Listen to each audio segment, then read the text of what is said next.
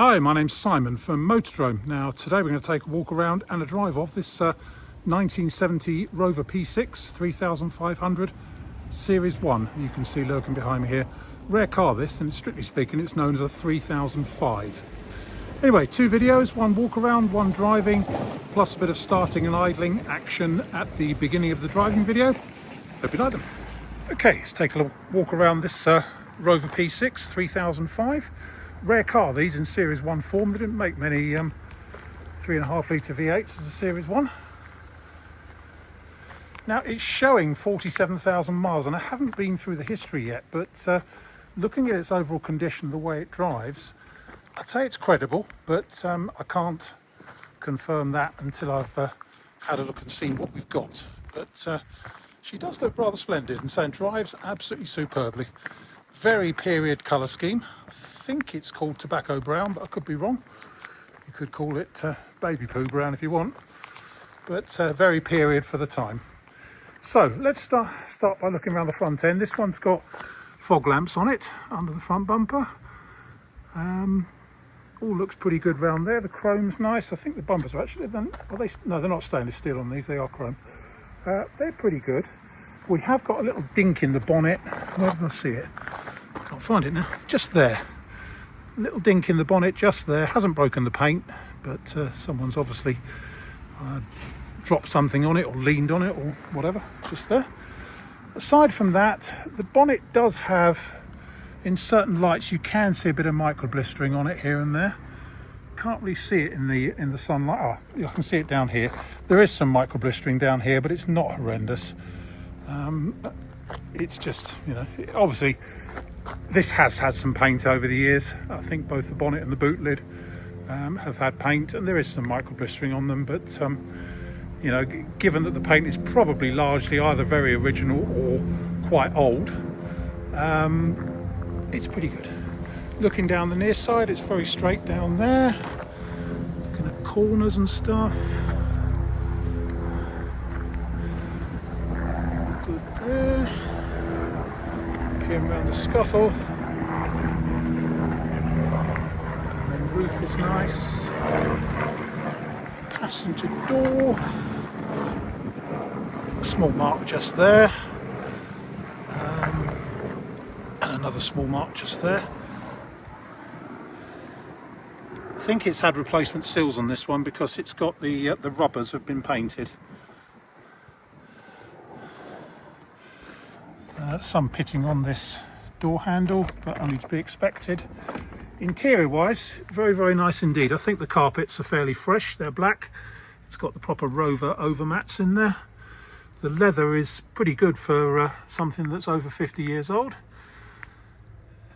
Dash is nice. I do like these early dashes with the ribbon speedo.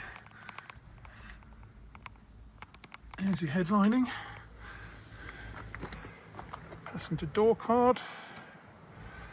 It's got a more modern stereo in it. The stereo does light up, but I haven't pressed any buttons to see how well it works. But it's not a state-of-the-art one, but it is a CD player type stereo.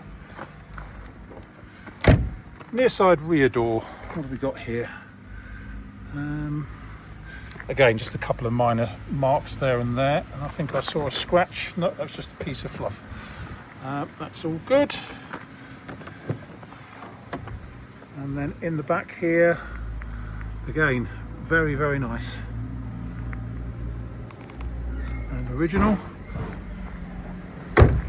Show you the C-post because that's an area of concern on these. It's all pretty good. Near side rear wing is all good. The doors do shut with a nice clunk on this one actually. Near side rear wing is all nice. Again, up here on the top panel. Around here.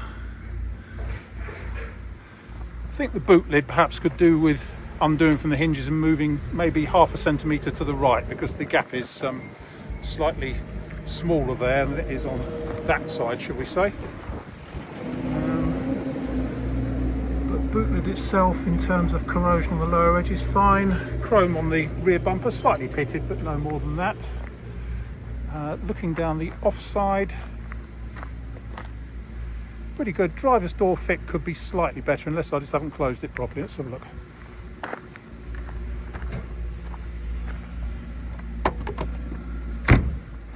No, that is properly closed, but yeah, the driver's door fit could be slightly better. What do we got here? Offside rear wing. Small scratch just there. We have got some bubbling on the rear scuttle panel, up here and along here, along to there. And I think I did see some minor micro blistering on the boot lid. Yeah, it's around here. Some minor micro blistering on the boot lid. Offside rear door, got a little bit of paint lifting just in the seam there, just obviously where it's been painted when it was damp probably. And a couple of minor bubbles just down the bottom edge of the offside rear door there. In here it's all very nice.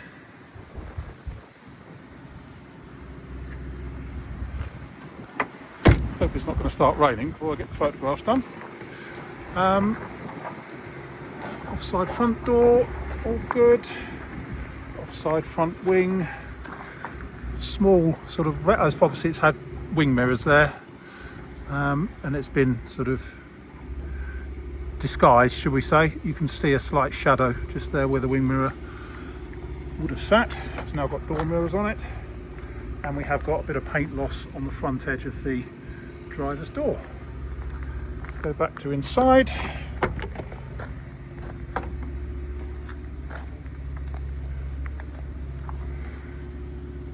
Just rather lovely in there.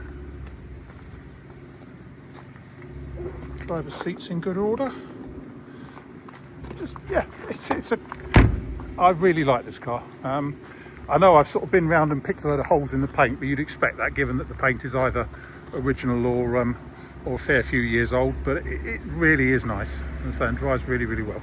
So my name is Simon. You can reach me in the office on 0118 907 1495, or you can go to our website, which is www.moto-drome.com for any more information.